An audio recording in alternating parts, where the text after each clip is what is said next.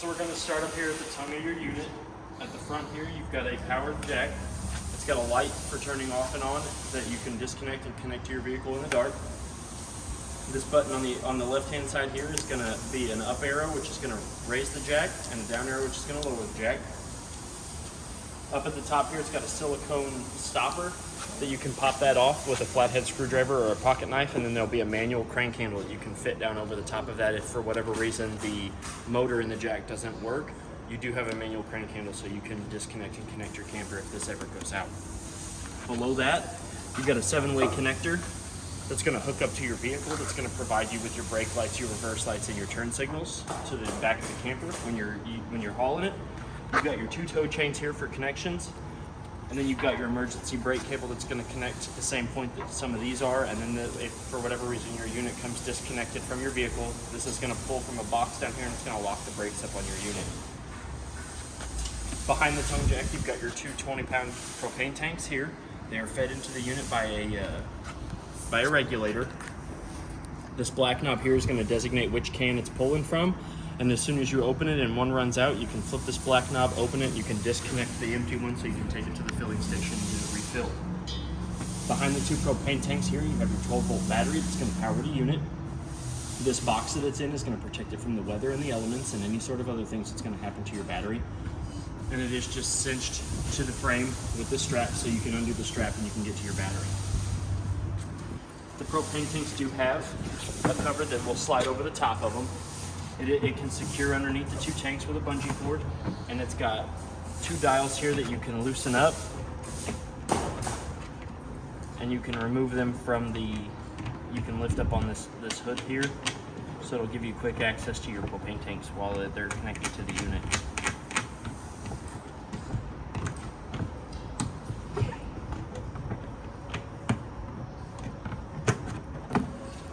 And that'll give you access to your propane tanks once it sits on top.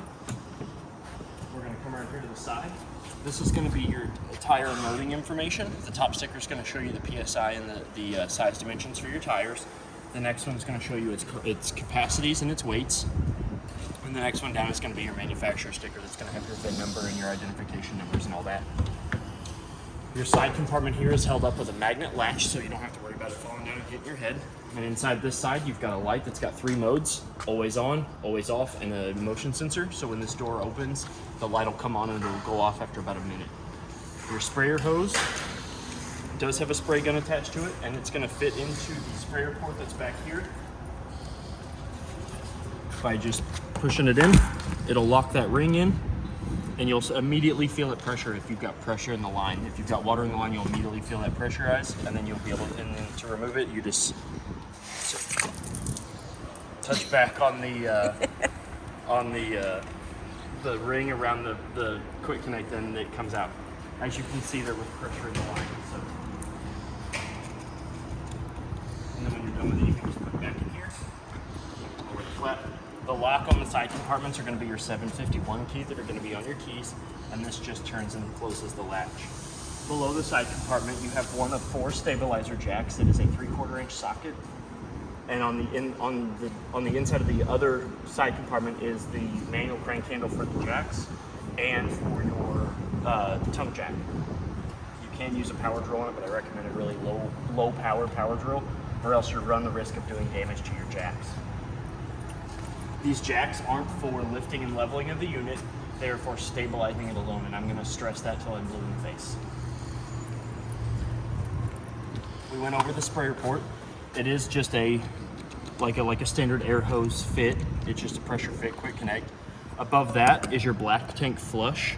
This is where you're going to hook your hose and regulator up when your black tank valve is open and your black tank is empty. You want to put a pressure regulator on this because on all of your water inlet sources, on your black tank, on your City Connect, and on your fresh tank, because you never know the PSI of the source that you're getting your water from. And if it's too much PSI, you run the risk of popping lines, springing a leak, and then your camper flooding. But when you have your hose and regulator up to this and your black tank valve is open and your black tank is empty, the water will go into here and it'll spin a little aerator that'll kind of pressurize the water just a hair enough to kind of clean the dry gunk and the sticky stuff off the inside of your black tank. On the side of that is your city water connect. That's where you're going to hook the same hose and regulator up to the side of your unit, and this is when the hose and water source is on, this is going to provide water to all of the water fixtures in your unit without taking water from your fresh tank or having to turn your water pump on. Down here you have your one of two sewer connection ports. You're going to hook your sewer hose up to here, and you're going to put it in the proper dump station, and you're going to go ahead and pull this black handle here. This black handle is your black tank. Black handle for black tank, that's going to be your toilet. This gray valve here, you're going to open this up. That's going to drain your shower and your bathroom sink. They're all part of the same gray tank. The order of operation is once you have your sewer hose connected into the dump station, you're going to pull your black handle and you're going to pull your gray. If you pull your black first and then your gray, that gray kind of helps clean out the valve and stuff like that when you're dumping, so that way you're not left with a bunch of nasty water in your valves. When you're not in use, it does have a swivel top cap that you're going to put on, and then the teeth are going to go around these little knobs here. You're going to make sure that that's on. You want to make sure that that's on when it's in travel position. If not, this can hit the road, and it's only held on by a silicone connector, and then that runs the risk of popping off. So you always want to make sure that that's on when you go to be in travel position. Underneath this slide here, you've got 2 of your 4 tires. The lugs have been torqued to 100 foot-pounds as per the side of the sticker on both sides of the unit, and the tire and loading information. And it's been aired up to the proper PSI of 65. All 4 of your tires have been aired up to the 65 PSI. We're going to come back here to the back of the vehicle where your 2 of 2 dump stations are at. You're going to hook the same sewer disconnect hose up to this. You're going to run it into the dump station, and this is going to be your kitchen sinks drain tank. This is going to be what's known as the galley tank. And on your control panel in the building or inside the unit, it's going to be the aux tank, the AUX. This is what you're going to use to see that level of your aux tank, if it's full or not. You've got your 2 of 4 stabilizer jacks. Again, they aren't for lifting and leveling the unit. You do not want to use them to lift the unit up off the ground. You can do damage to not only your jack, but you can do damage to your frame, which solely is going to do damage to your whole unit. These are for stabilizing the unit only, so that way it doesn't shimmy and rock when you're walking around in it. On the back side of the unit, you do have a license plate bracket below the decal. Up at the top, you do have a mount for a backup camera if that's what you wish to purchase in the future. Down here at the bottom, you do have your 50 amp power cord. In order to plug and unplug this, you're going to make sure that this ring is loose to unplug it. You're going to make sure that that ring comes all the way back up to these 2 little wings here. You're going to give it a quarter a turn, and you're going to pull it out. That's going to remove the outlet from the power cord. In order to plug it back in, you're going to push it in. There's a ball bearing on the inside of that fits into a groove. You're going to line those up. You're going to push it in. You're going to give it that quarter of a turn the other way, and you're going to tighten this ring back down on it. What this ring does is this ring creates a watertight and element-tight seal to make sure that water or dirt or anything doesn't get in between the power cord itself and the connector to cause a short or to cause an outage somewhere. When you're not using your power cord, you want to make sure that this cap is over the outlet, because when it's not plugged in, this cap is down. That creates the same watertight seal that keeps out the elements from your outlet. Beside that is your park or campground provided cable coaxial outlet. You're going to hook the coaxial cord from their outlet to yours, and that's going to provide their provided service to your unit, so that way you can get it throughout your unit. Your spare tire here has been checked, and it is at the proper PSI to be used to be mounted immediately if need be. And it's held on here with 2 nuts that are wrench tight. They don't have to be torqued, they just need to be tight enough to where this isn't going to come off while you're driving. We're going to come around to the side of the unit here. You've got your 3 of 4 stabilizer jacks. Again, they aren't for lifting and leveling the unit. They are for stabilizing it only. They're only going to keep it from rocking back and forth when you're walking around in it, kind of give you a little bit more security. This panel here is going to be your hot water heater. It is both electric and gas. It is operated by a switch on the inside of the unit for both. It'll say hot water heater electric and hot water heater LP gas.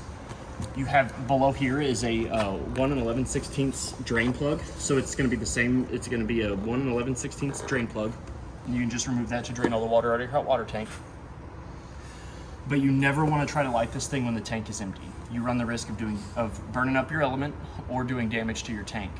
In order to check if there's water in the tank or not, you're gonna take this little pressure release valve here and give it you're gonna apply some slight pressure to it, and you should see water come out of the side of that. It's all right if water gets in here, it's meant for that to happen. But if you see water coming out of this, then you know that there's water in the tank and it's safe to light. You can close it back up by pulling on this little spring tab and lowering the little metal handrail down. This is your outside GFCI protected 110 outlet to plug up your TV or any sort of other electronics that you would like to outside. It is protected by the GFCI circuit. And next to that is your coaxial port so you can watch your TV services outside. This is where you're gonna hook up if you wanna bring your TV outside and watch the antenna, the cable, or the satellite. Up above it all is your vent for the stove. It is closed by 2 tabs that you're kinda gonna lift up on and push in. And when you want to open it up and use the vent on your stove, you're going to make sure that these 2 tabs are out and this can come in and out. When you're in destination position, it's okay to have this open, but when you're in travel position, you want to make sure that that's securely connected to the unit because it's only held on by 2 little plastic tabs. And if you're driving down the highway and this is open, one gust of wind is going to knock this out, and then you're going to have a wide open hole to the backside of your vent fan. This here is your furnace vent. The intake is at the top and the exhaust is at the bottom. It does say hot here, embellished in the metal. You want to make sure that if you have any pets or small children hanging around this and you're running your furnace, that they don't get too close to this because this does spit out hot enough air to curl the hair on your arms.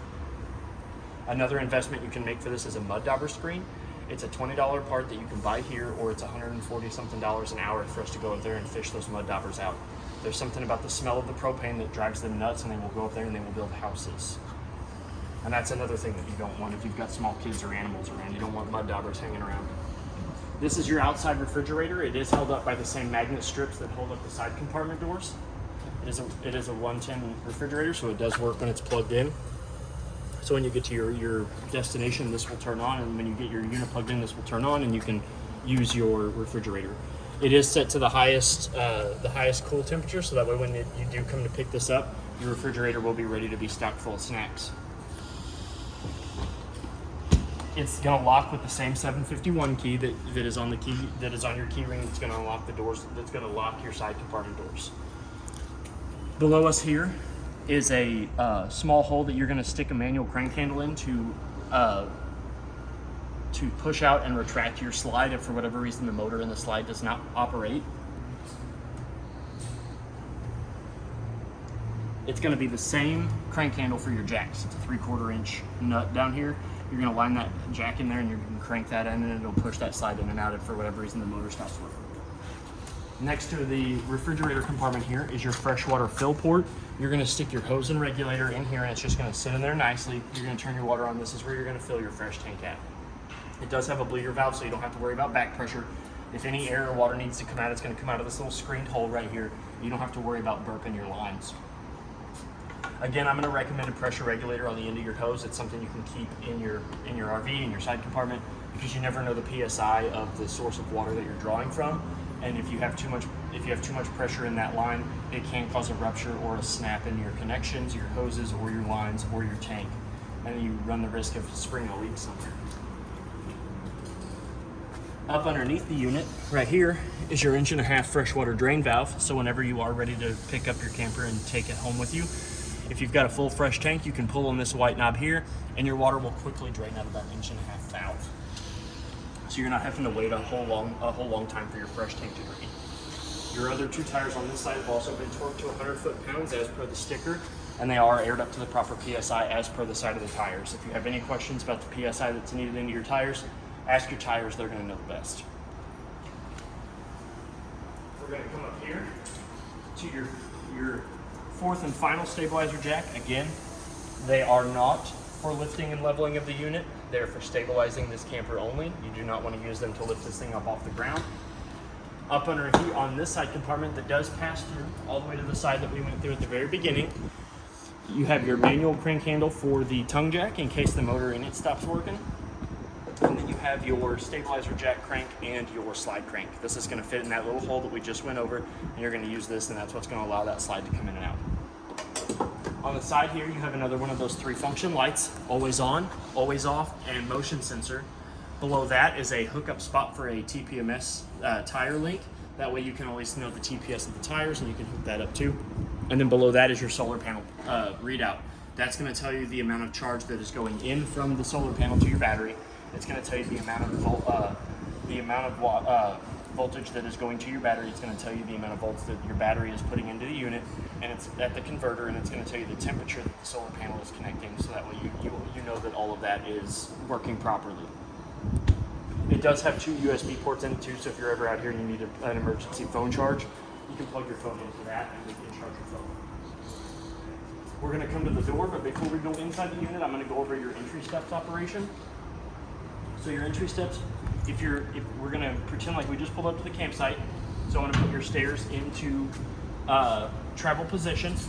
When you get to the campsite or your destination, you're going to pull on this bar here. That's going to lower your steps out from the bracket.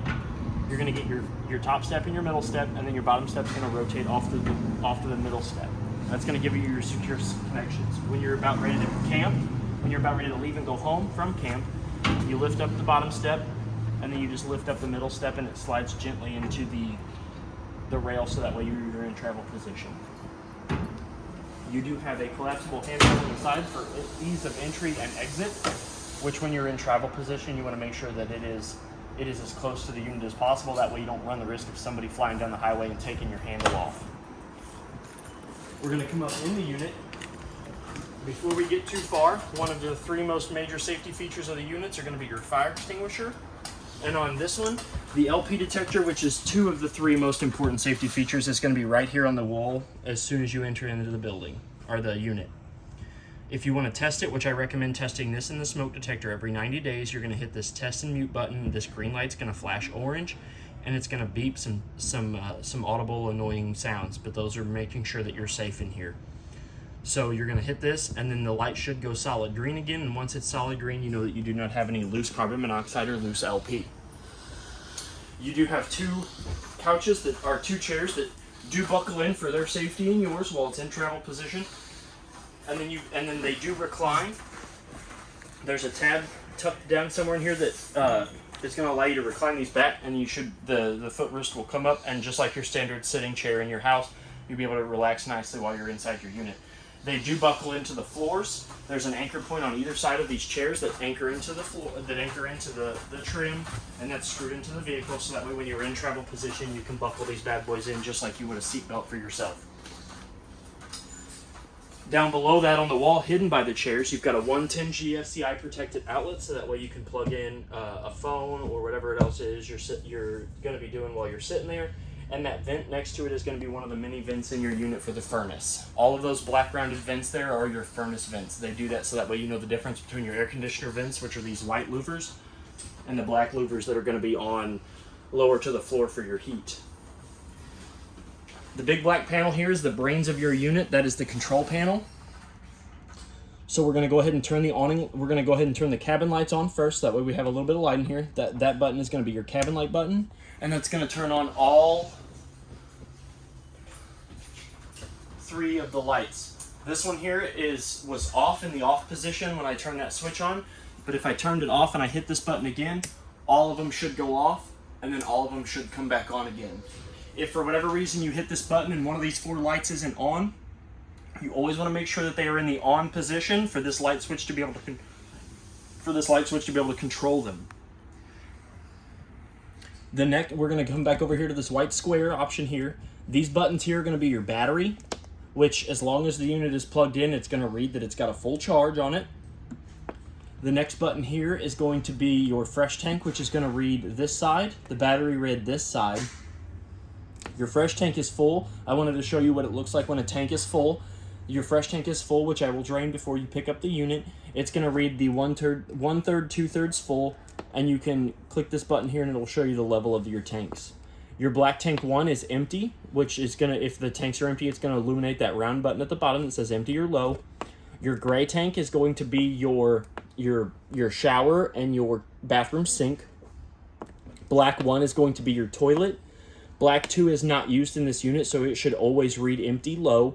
And then auxiliary is going to be your kitchen sink here. This is going to, they call that the galley tank. So this is going to be your galley tank, and that'll read the empty 1/3, 2/3 full.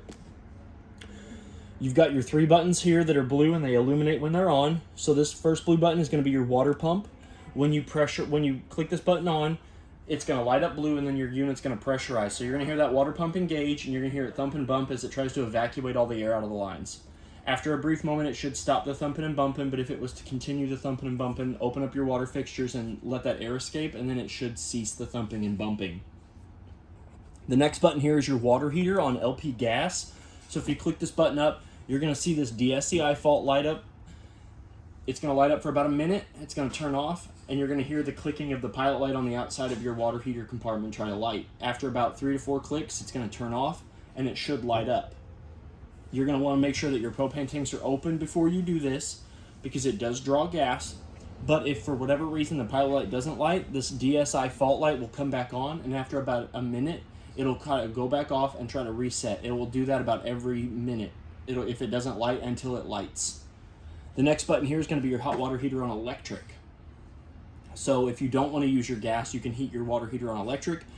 And you never want to use both of these at the same time. It doesn't increase the time it takes for your water to get hot. This just allows you to run your hot water heater on electric. You're going to click this button. It's going to go blue. It's going to glow blue. This won't come back on, and then after about 15-20 minutes, you should have plenty of hot water. We went over this light. This is your cabin light, and this light here is going to be the strip of LED lights that runs across the bottom of the tube of your awning right at the seam where it meets the unit itself. This button here is going to be your slide button, which is going to draw in and extrude your slide from the unit. And, up arrow is in, so it's going to bring the awning or the slide room in, and down is going to push the slide room out. You'll notice that it's getting close to being out when the trim around the slide itself gets closer to the wall, and then you'll hear an audible sound as the motors have nowhere else to go or come in when you're running your slide in and out. This button here is going to be your awning. The up arrow is going to send it outward, and the bottom arrow is going to bring it in. When you extend your awning out all of the way, you're going to want to make sure that the skirt that will hang down once you get it a certain length out is directly below where the canvas goes into the tube of your awning when it is all the way out. You want to make sure that those are parallel to each other, because that's going to give you the optimum use out of your awning, and it's going to give you the proper slack in your awning, so that way a good gust of wind doesn't come and rip your awning off of the unit. On that note, when you're not using your awning, it is highly recommended that you bring it back in all of the way. The awning is the most expensive repair, one of the most expensive repairs you can do on a unit, and for a simple gust of wind to rip that thing off, it's going to be bad news bears. Even if you're going to step away from your unit for like 5 minutes, you want to make sure that your awning is in, because it only takes about 20 seconds for that awning to come in and then go out. So if you're going to step away from your unit, just make sure that your awning's in, because we don't want to see you guys back in here for a broken awning. We got 3 drawers here. This top drawer here is going to have your remotes, your user's manuals, and the extended manufacturer warranty stuff and installation guides for all the appliances in your unit. Underneath that, you've got another drawer that's the similar depth. And then below this, you've got a deeper drawer. And behind this drawer is going to give you access to your water pump along with a panel underneath your sink. You can remove this drawer and remove the screwed panel, and that'll give you access to your water pump if for whatever reason you would need that. We do have a deep stainless steel basin sink here. It's got marked on the handle here, H for hot, C for cold. So in order to determine your temperature, all the way to the left is hot, all the way to the right is cold, and to draw water from the unit, you pull it back. As you can see, there was some water left in the line, so I could show you what that does. It does have a sprayer function here, so you can pull this down, and while the water's going, you can press this button, and it'll go from faucet to sprayer, and then when you're done with it, it'll sit nicely back up there. If for whatever reason this comes down and does not retract back up into the neck of the faucet, there is a weight that is underneath there on the line. You'll see it, it's the same kind of line that this is, this nylon line. You can adjust that weight for this to come back up and seat nicely into the faucet. Below us here, that panel there is the panel that I was mentioning, where you can undo that screw there and get to your water pump for dewinterizing and winterizing your unit, or you can just bring it to us. Your sink does have a stopper that'll fit nicely just like in your standard kitchen sink. Up above the faucets, you've got standard kitchen cabinet space for pots, pans, towels, dry goods, throw pillows. Up underneath here, you've got a light that has two functions, off and on, and you've got a GFCI protected 110 outlet for you to plug in your air fryer, your deep fryer, your margarita mixer, whatever it is you want to plug in your kitchen. Your blinds on the two kitchen windows here are your standard mini blinds. They have the rod, they have the pull strings that's going to draw and retract them, and you've got the rod that's going to give you the pitch in your mini blinds. Next to that is your microwave and your vent fans. This is your standard glass spin top microwave, just like in your normal house. Below that is your vent fan and your lights for your stovetop. You've got your lights on the left and your fan on the right. O is for off, I is for ignition. This is going to turn your light off and on. And this one here is going to turn your fan off and on. It's my recommendation that you never try to turn your vent fan on when that vent out there is closed. If not, you're just going to draw the heat back in and recirculate hot air, and it's going to burn your motor up faster. In the corner, you've got a large corner compartment. It is a wraparound storage compartment, so it does go all the way around to this one. So in case you've got like big dishes or big things that you want to store up here, like pots and pans with long handles, you can put them up here and you don't have to worry about finding room for them because they will fit up in there. So this whole corner, this whole L shape is one big storage compartment. In the corner here, you do have a rear-facing window that has the same mini blinds, just like the one that we just went over. Same mini blinds like in your house. It's got the pull strings that draw and retract your blinds, and the rod that turns for the pitch. Below that, you've got more storage space by your stove. Behind that panel down there, that's how you're going to access your hot water heater for winterizing and de-winterizing the unit. The bypass is it's not in bypass mode right now, so it is ready to be filled with hot water whenever you come to pick your unit up. Your glass top stove here, this is not a cooking top. You want to make sure that you do not cook on this. It does transfer heat and it does get hot, but it will not get hot enough to cook. It will get hot enough to burn you, but not hot enough to boil water. So in order to use your stove, you're going to lift up this plate here, and you're going to create a backsplash for your stove, so that way if you're cooking spaghetti sauce or whatever while you're camping, because I like spaghetti, you're going to cook spaghetti and you don't have to worry about pasta sauce getting on your nice white walls here. To activate your burners, you're going to push in the knobs. You're going to take this divot, make sure it says at the light feature, and you're going to turn this crank handle. This is going to be your igniter. You're going to hear that click. You're going to do that while your tanks are open. You're going to do that until you see a ring of blue flame appear around each burner. Each one of these knobs controls one of these three burners, and they are indicated. The silver dial to the right of me is going to be your oven igniter. So you're going to turn this, you're going to push this in, and you're going to go to pilot light on. That means it's going to send gas out to the pilot light. I recommend getting a long stick lighter or a really long match, because you're going to need to reach under there and you're going to need to light that pilot light.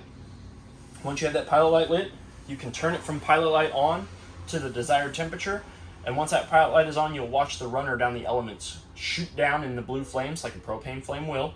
You'll watch it ignite the oven, and then you can adjust it to your desired temperature. While you're trying to light your oven, it makes sense. You never want to try to light your oven or turn the pilot light on with the door closed, because if that gas has got nowhere to go, when you go to light that flame and that flame meets any loose LP, you're going to lose your eyebrows. And if you're like me, I look funny with no eyebrows. So when you're in travel position, make sure that the glass backsplash plate is down, so that way you're not having it rattle around and chances of shatter. You do have a freezer fridge Everchill combo. It's got temperatures for this. It's got separate temperature controls for the fridge, which is right here indicated by that blue light. You can hit that blue light and change it from 1 to 5, and then there's a knob on the back of the freezer that's going to go from cold to colder. I have these set to the maximum cold temperature for you, so that way when you come to pick your unit up, you can start filling it up with your snacks and you can immediately take it camping. It does have a travel lock that when it's in travel position, you're going to take this little T-shaped bar, swivel it over the doors, and that's going to keep these doors from opening and all your snacks getting all over the place. Below us is your circuit breaker box. With the touch of a finger, you can open it up. It's going to give you access to all of your circuits, and it's going to give you access to your fuses. They are all labeled, so that way you have ease of access. And there are LED lights on the side of these fuses that if for one reason one would ever burn out, you're going to know which one it is, so that way you can replace it.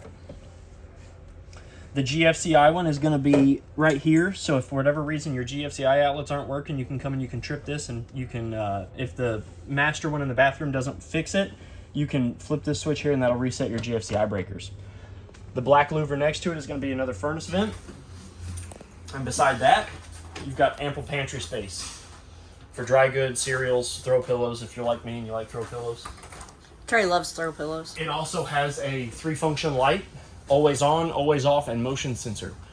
As you can tell, if I close this after about a minute, you'll see the light go off, and then you'll know that it's off, and it'll go back on when you open it up. You do have window shades here that are pull-down window shades, and they're ease-up shades, so you can pull them down to your desired position, and then when you're ready for it to open the window, you just give them a little yank, and they go all the way back up. All 4 of these windows are the same. This window here and that window there above these areas here are these are going to be your secondary sleeping areas, so they do have fire escape windows. You pull that red one open, and you can they're big enough that most everybody can get out. The whole window goes. Yep, just right out, so that way you can get out there. This, if you want a secondary sleeping area, the backrest of the L-shaped couch and these legs will come out, and you can butt this table down here, and these cushions can slide in, and you can get a secondary sleeping area.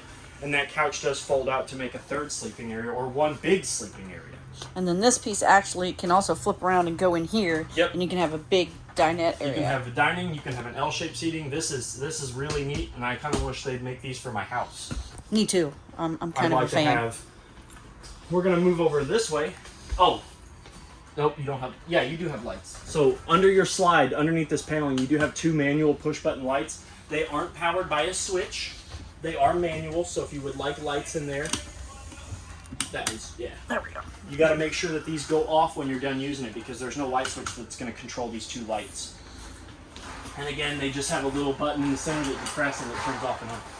Actually, I think I'm wrong. Don't quote me on that. Oh, he found a switch. Oh, nope. That turns on the. That turns on your groovy accent lighting. Yeah. Fancy. So now that we went over that, we're going to come over here to the entertainment center. This is your TV backer. This is going to mount, and this is going to be where you're going to mount your TV mount here, preferably in this area, because if you try to mount it over here, you're going to run into room. And when you mount your TV, you want to make sure that it has plenty of clearance from your slide. So if you put one on a swivel arm, you're going to want to make sure that that TV is pushed all the way up against this before you run your slide in, or else you run the risk of damaging your slide or your TV. But you're going to plug your TV in here to this 110 outlet here, and along with whatever multimedia devices you're going to plug in. And then below it here is your antenna and antenna booster button.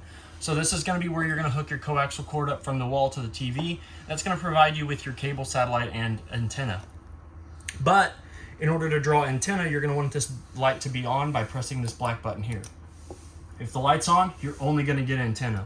If the light's off, then you're going to get this satellite and cable that the park is providing to you. But you won't get antenna if the light is off. Below us here is your Bluetooth speaker that is going to be the stereo for the unit. It does get pretty loud. I've tested it, and it does stick there with Velcro, so you can take this off. It does charge with your standard micro USB, so you can take this with you if you're going to go out on 4-wheelers, if you're going to go floating while you have your camper. If you're going to go out anywhere, it is water resistant. It is not waterproof. It is water resistant. So you can't submerge it, but it can get wet if it is raining or you drive through a puddle. Below that is storage for DVDs, movies, throw pillows, other sort of multimedia devices. Snacks. And then on the side of that is your fireplace. This is your secondary mode of heat, other than the furnace that's in your unit. So this has several features. We'll go ahead and turn it on here. There is a remote for this, and all of the buttons look the same. So we'll turn it on. Since this is your second mode of heat, it does have a variable temperature control. So with the remote, you can change the temperatures. This is going to give you access to change the RGB lighting that is built into the fireplace. This is going to change the light itself, like the brightness of it, so you can dim it all the way down. If you don't want light but you want heat, you can turn it all the way off to where you're just getting heat. And this button here will change the temperature of the unit, and it goes all the way up to like 99. So if you're, well, I like it real hot, you can get real hot. Hot. And this will also turn it off too, so you can still have the lights on. So if you've got like a party going on or whatever and you want some ambient light, you can have that on and not have heat come out. When you do turn this off though, the blower will still go for about 30 seconds to a minute, and that heating element will cool down and then turn off. Up above us here is your Coleman Mach air conditioner itself.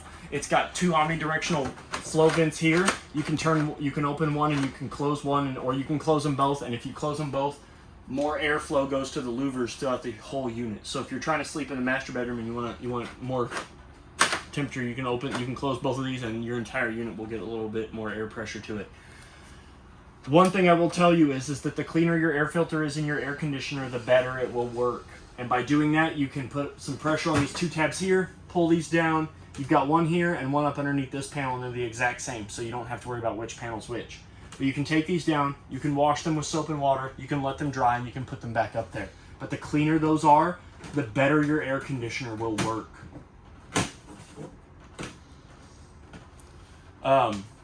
The third and final safety feature of your unit is going to be the smoke detector, which again I recommend testing it in the LP detector every 90 days. And you can do that by pressing in the center button here, and it'll audibly beep just like the smoke detectors in your house will. And you want to make sure that that works before you go on any camping trip. I always make sure that these all work, and I always try to recommend that before you even go out on a weekend that you make sure that these work, because you never know when an accident's going to happen. Behind us, behind the sitting area, is another big fire escape window, so in case you can't get to that side, you do have a fire escape window on this side that you can just pull out and push out, and then you can just bail out the unit. This is the thermostat and temperature control for your unit. Right now it's in sleep mode and everything is off. To wake it up, you're going to hit, it's going to backlight, you're going to click this knob, backlight's going to come on, you're going to click it again, and your mode options are going to illuminate. So you're going to have off, cool, heat, and cool and heat. So we're going to go back to the off position, and I'm going to explain them all. So off is, it's going to turn off all of it. Cool is going to be your air conditioner. Heat's going to be just your heat. And cool heat is going to be a way that you can stabilize a standard temperature in your unit. It's a really neat feature that if it gets colder than a certain unit, or the certain set temperature, the heat will kick on. If it gets hotter than that set temperature, the air will kick on. So if you're going to be using it and you've got somebody that has to maintain a decent body temperature in order to stay, active and ready to go, you can turn that on and it will stay that constant temperature, so you never have to worry about it getting too hot or too cold in here. So once you've selected your appropriate mode, so we'll go to cool real quick. Now you've got your fan controls. So you have low, high, low auto, and high auto. Auto means that it's going to turn on once it gets to that desired temperature in here and then shut off. And then if it was to get any lower or any higher than that desired temperature, it's going to turn off. And then vice versa for the heat. If it gets colder than the set temperature, your heat would kick on. One thing I recommend is that you never leave your air conditioner on low without it being on auto, because if you leave your air conditioner on low and it's just blowing constantly, it's not going to get cold. The cold air is not going to relieve enough stress off of the air conditioner, and your air conditioner has a chance of freezing up. I never recommend leaving your air conditioner on low, cool, all the time. So we're going to come into the bathroom. The hall light is not onto the switch, so you do have to turn this one off and on manually. We'll come in here. The bathroom light does have a switch, so you always want to make sure that this light is on all the time because it is controlled by the switch. Next to the light switch is your master GFCI 110 outlet that's got your test and reset buttons, just like the standard circuit one in your house. If for whatever reason any of your GFCI outlets aren't working, you can come and you can hit this reset button, and then it should reset the circuit. You've got your standard sink here with a friction stopper that just rests in there to keep the water from draining. Hot on the left, cold on the right. And you turn those inward to draw the water. You've got ample storage here inside for your beauty products, your medicine. This is your medicine rack because the mirror is flat up against the wall. This is safety glass, so you do not have to worry about it shattering and blowing glass all over your bathroom. It'll shatter and it'll spider web it for whatever reason, and it'll stay intact. You have a 2-portion Dometic toilet. If you've got some risky business going on in here, you can press halfway down and water will fill the bowl, and then you can floor it, and that risky business goes into your black tank. Your shower has a vent fan above it. We'll step in here real quick. In case risky business gets too bad, there is no fan on it though, so it's just a vent. So you're gonna have to apologize to anybody if you blow this up. But you can shower under the beauty of nature. There is nothing keeping the elements on the outside from coming in though when this is open. So if you're gonna shower and you don't care and it's raining, I mean you're gonna get wet anyway. But you can let all the steam out and all the risky business. Yeah, all the risky business. Yep. And then on your shower, you've got a knob up here that'll turn the water from coming off, so that way you don't have to turn your water off if you and whoever's staying with you wants to swap and take showers. But you've got hot on your left and cold on your right. That's going to be a constant throughout the entire unit. Always hot on your left, cold on the right.